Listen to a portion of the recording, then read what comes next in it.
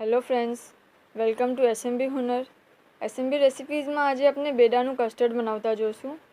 એકદમ યમ્મી અને હેલ્ધી છે અને બનાવવું બી એકદમ ઇઝી છે.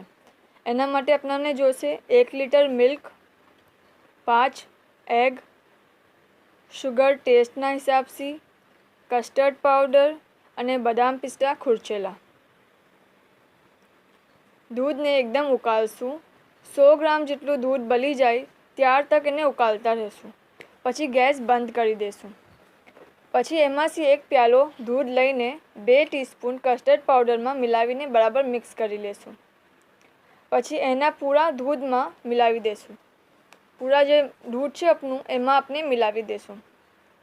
એક લગનમાં પાણી ભરશું. એમાં દૂધની તપેલી મૂકીને ચમચાથી હિલાવતા રહેશું તાકે ઠંડુ થઈ જાય.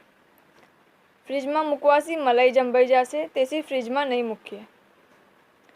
5 એગ્સ લેશું, એને ફોડીને બરાબર મિક્સ કરી લેશું અને દૂધ ઠંડુ થાય પછી એમાં નાખી દઈશું અને બરાબર હલાવી લેશું. બદામ પિસ્તા ખીરચીને નાખી દઈશું. પછી સ્ટીમ કરશું. સ્ટીમ માટે સ્પેશિયલ વાસણ આવે છે, ના હોય તો કુકરમાં બી કરી શકીએ છીએ. કુકરમાં રીંગ મૂકશું.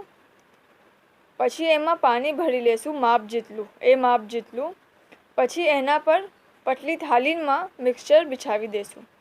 કુકરની સીટી નીકાળી લેશું, એ નહીં લગાવીએ અને ફક્ત ઢક્કન ઢાંકશું.